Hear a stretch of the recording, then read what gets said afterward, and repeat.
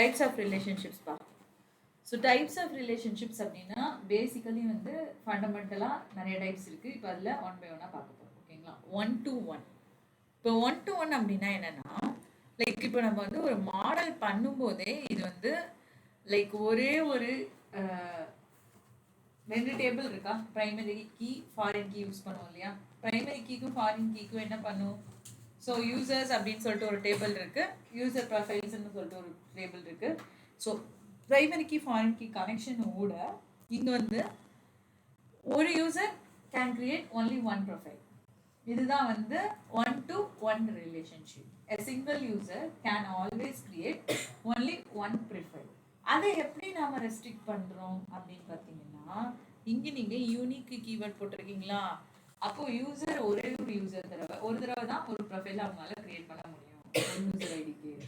புரியுதா லாஜிக் என்ன அப்படின்னு சொல்லிட்டு? யூசர்னு ஒரு டேபிள் இருக்கு, யூசர் டேபிளுக்கும் யூசர் ப்ரொஃபைல் டேபிளுக்கும் ஃபாரின் கீ போட்டாச்சு. ஃபாரின் கீயோட ஒர்க் என்ன? யூசராக இருந்தால் தான் ஃபர்ஸ்ட் ப்ரொஃபைல் கிரியேட் பண்ண முடியும். அதுதான் வந்து ஃபாரின் கீ பண்ணுற வேலை. அதுக்கப்புறமா அவங்க ப்ரொஃபைல் எத்தனை வேணால் கிரியேட் பண்ணணும் அப்படின்றது கிடையாது. They can create only one profile. So user ID is limited for யூனிக்கிங். புரிஞ்சுதா? ஸோ இதுதான் வந்து த சாம்பிள் ஃபார் 1-1 ரிலேஷன்ஷிப். 1-1னா என்னமா, மாடலிங் டைம்ல ஒரு யூசர் ஒரு ப்ரொஃபைல் தான் கிரியேட் பண்ண முடியும் அப்படின்றத நான் ஃபிக்ஸ் பண்ணி வச்சிருக்கேன். புரியுதா? Sample with SQL query. ஓகேங்களா? அடுத்தது அந்த யூனிக் அப்படின்ற ஒரு கன்ஸ்ட்ரைண்ட் கொடுத்தா தான் 1-1 ரெஸ்ட்ரிக்ட் ஆகும். ஓகேங்களா? யூனிக் கொடுக்கலன்னு வச்சுக்கோங்களேன், அது 1-1 ரெஸ்ட்ரிக்ஷன் வராது. யூனிக் அப்படின்னு ஒரு கீவேர்ட் நம்ம கொடுக்குறோம் இல்லையா, அது கொடுத்தா மட்டும்தான் அது வந்து 1-1 ரெஸ்ட்ரிக்ஷன் வரும். இன்கேஸ் அது கொடுக்கல அப்படின்னா அது வராது உங்களுக்கு. ஓகே, ஸோ நெக்ஸ்ட் பாயிண்ட் பாருங்க, 1-many relationship. So one customer can place multiple orders. There is no restriction that a customer should place only one order. இங்கேயும் அதே தான், பட் பிகே எஃப்கே ஒர்க் ஆகும். ப்ரைமரி கீ இருந்தால் தான் a customer should place the order. எஃப்கேனா என்னப்பா, primary டேபிளில் அவங்க registration பண்ணியிருந்தா தானே ஃபாரின் கீழே அவங்க வேல்யூஸ் வந்து என்டர் பண்ண முடியும். ஒரு கஸ்டமர் வந்து எனக்கு ரெஜிஸ்ட்ரேஷனில் இருந்தால் மட்டும்தான் அவங்களால ஆர்டர் பிளேஸ் பண்ண முடியும். ஆனால் நான் இங்கே என்ன சொல்கிறேன், a customer can place multiple orders, not about a single order. It is about many orders. ஓகேங்களா? இப்போ அந்த இடத்துல நம்ம என்ன பண்ணுறோம் அப்படின்னு பாருங்க, customer ID primary key, foreign key வந்து பார்த்தீங்க அப்படின்னா உங்களுக்கு திரும்பவும் கஸ்டமர் ஐடி. அப்போ இது ரெண்டுத்தையும் நாம் என்ன பண்ணுறோம் அப்படின்னு பார்த்தீங்கன்னா, we are giving the one restriction. So அப்போது என்ன ரெஸ்ட்ரிக்ஷன் கொடுத்துருக்கோம், அந்த கஸ்டமர் ஐடி அங்கே இருந்தால் தான் அவங்க ஆர்டர் பிளேஸ் பண்ண முடியும். But I don't have any restriction that a single customer should place only one order அப்படின்றதுலாம் கிடையாது. ஒரே கஸ்டமர் அட் அ டைம்ல எத்தனை ஆர்டர் வேணாலும் பிளேஸ் பண்ண முடியும் அப்படின்றது தான் இதோட பேஸ் லாஜிக். தட் மீன்ஸ் இது என்ன type of relationship? 1-many, one customer many orders. புரியுதா? அந்த ஸ்டேட்மெண்ட் வந்து ஃபுல்ஃபில் ஆகும். One customer can place many orders. அந்த ஸ்டேட்மெண்ட் ஃபுல்ஃபில் ஆனால் தான் நம்மளுக்கு வந்து இது உங்களுக்கு யூஸ்ஃபுல்லாக இருக்கும். புரியுதா லாஜிக் என்ன அப்படின்னு சொல்லிட்டு? ஸோ இது வந்து உங்களுக்கு அகைன் வந்து எஸ்கியூஎலோட query. கஸ்டமர் இப்போ பிரைமரி கீயாக இருக்கு.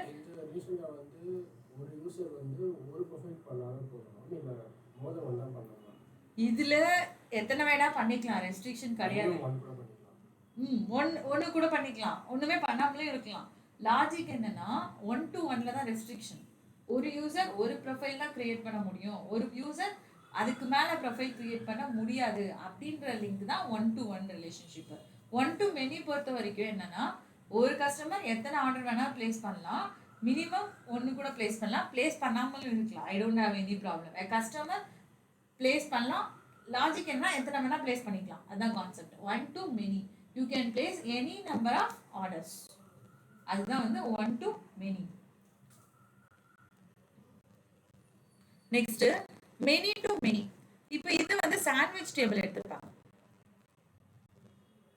ஸோ சாண்ட்விச் டேபிள் அப்படின்னா என்ன அப்படின்னு பார்த்தீங்கன்னா, யூ ஹேவ் ஆக்சுவலி வந்து ஸ்டூடெண்ட்ஸ் அப்படின்னு சொல்லிட்டு ஒரு டேபிள் இருக்கு, கோர்சஸ் அப்படின்னு சொல்லிட்டு ஒரு டேபிள் இருக்கு. இதுக்கு பேர் ஜங்ஷன் டேபிள்னு சொல்லலாம். So junction table will not have actually any new value on its own. அந்த புதுசாக எதுவும் காலம் டீடைலிங்கே இருக்காது. அது வந்து ஆல்ரெடி நம்ம கிட்ட இருக்க 2 டேபிள்ல இருந்தா டீடைலிங் எடுத்துட்டு வரும். அதுக்கு பேர் தான் என்ன table? Junction table. So junction table இப்போ எப்படி இதை ஜங்ஷன் டேபிள்னு சொல்கிறோம்? ஸ்டூடெண்ட்லேருந்து ஸ்டூடெண்ட் ஐடி எடுத்திருக்கு, கோர்ஸ்லேருந்து கோர்ஸ் ஐடி எடுத்திருக்கு. அதனால தான் நம்ம என்ன சொல்கிறோம், ஜங்ஷன் டேபிள் அப்படின்னு சொல்லிட்டு சொல்றீங்க. ஸோ இந்த ஜங்ஷன் டேபிளில் இப்போ we are one more important point to be noted. ஒரு டேபிளில் ஒரு பிரைமரி கீ தான் இருக்கணும் அப்படின்றது மேண்டேட்டரிலாம் கிடையாது. You can create any number of primary keys in one table as well. ஒரு டேபிள்னா ஒரு பிகே தான் இருக்கணும் அப்படின்லாம் கிடையாது.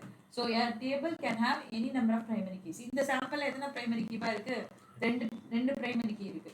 அண்ட் தென் அந்த ரெண்டுமே வந்து இப்போ என்னவா இருக்கு? ஃபாரின் கீயாகவும் உங்களுக்கு இங்கே ஜென்ரேட் ஆகிட்டு இருக்கு. ஸோ அப்போ இங்க லாஜிக் எப்படி மெனி டு மெனின்னு சொல்றாங்க அப்படின்னு பார்த்தீங்கன்னா, one student can join many courses, every course will have many students. ரெண்டு ஸ்டேட்மெண்ட்டும் உங்களுக்கு மேட்ச் ஆகும். புரியுதா? one student can have many courses, one course can have many students. இப்போ இந்த ஸ்டேட்மெண்ட்ஸை வச்சு தான் அந்த மாடலிங் இஸ் ப்ரொவைடட். இதை பேஸ் பண்ணி இதுதான் வந்து ஒரு ஸ்ட்ரக்சர். இப்போ நீங்கள் வரீங்க, நீங்கள் இங்கே கோர்ஸ் படிக்கிறீங்க, ஓகேங்களா? ஒரு ஸ்டூடெண்ட்டு ஒரு கோர்ஸ் தான்ப்பா படிக்க முடியும் ஒரு டைமில் அப்படின்னா அது 1 to 1.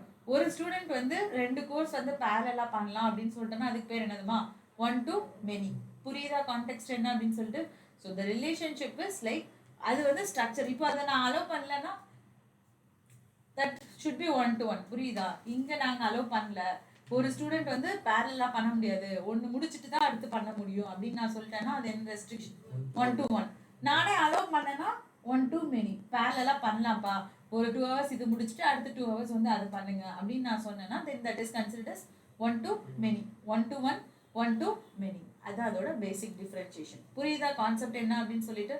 1 to 1னா என்ன, 1 to manyனா என்ன, மெனி டு மெனினா என்ன? மெனி டு மெனினா ரெண்டுமே உங்களுக்கு சாட்டிஸ்ஃபை ஆகணும். ஆக்சுவலாக one course can have many students, one student can have many courses. ஒரு ஸ்டூடெண்ட் ஒரு கோர்ஸ் தான் படிக்கணும்னு எந்த ஒரு ரெஸ்ட்ரிக்ஷனும் கிடையாது. அதே மாதிரி ஒரு கோர்ஸ்க்கு ஒரு ஸ்டூடெண்ட் தான் இருக்கணும்னு எந்த ஒரு ரெஸ்ட்ரிக்ஷனும் கிடையாது.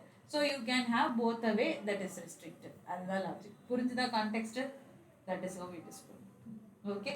ஸோ இதை பேஸ் பண்ணி தான் என்ன சொல்கிறோம் அப்படின்னு பார்த்தீங்கன்னா ரிலேஷன்ஷிப்ஸ் சொல்கிறோம். ஸோ ரிலேஷன்ஷிப்ஸ் அப்படின்றது வந்து மாடலிங்கோட ஸ்டார்ட் ஃபேஸ்.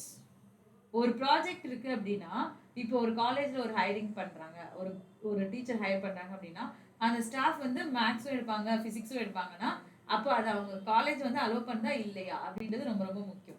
இல்லை ஒரு ஸ்டாஃப் வந்து ஒரு கோர்ஸ் தான் எடுக்கணும் அப்படின்னா they should use only one possibility. புரியுதா உங்களுக்கு? இது வந்து ஸ்டார்ட் ஆஃப் த ப்ராசஸ்ல டிஃபைன் பண்ணணும்.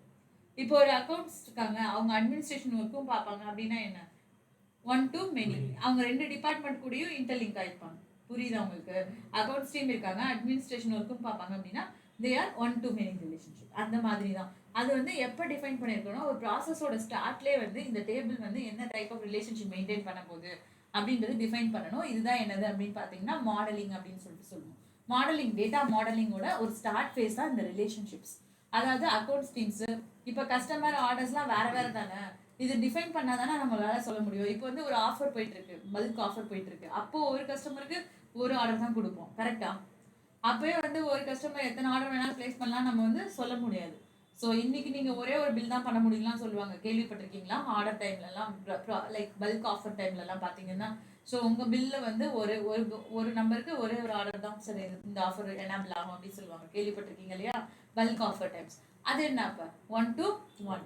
அப்போ அந்த மாடலிங் ஃபேஸ்லேயே they are implementing these processes. புரிஞ்சுதா? எந்த ஃபேஸில் வேணாலும் நம்ம இதில் எந்த ரிலேஷன்ஷிப் வேணாலும் ஏதாவது ஒன்றுக்குள்ளே இன்டர்லிங்க் ஆகி வரும். Commonly used types of relationships. இது ஒரு டேட்டா மாடலிங்கோட பேசிக் ஸ்ட்ரக்சர். இதை பேஸ் பண்ணி தான் ஆக்சுவலாக இந்த லுக்அப் அப்படின்ற ஒரு கான்செப்ட் வந்து நம்மளுக்கு ஒர்க் ஆகுது. புரியுதா லாஜிக்கு? இது வந்து theoretical explanation and as well as எஸ்கியூஎலோட எக்ஸ்பிளனேஷன் ஆல்சோ. புரியுதாமா?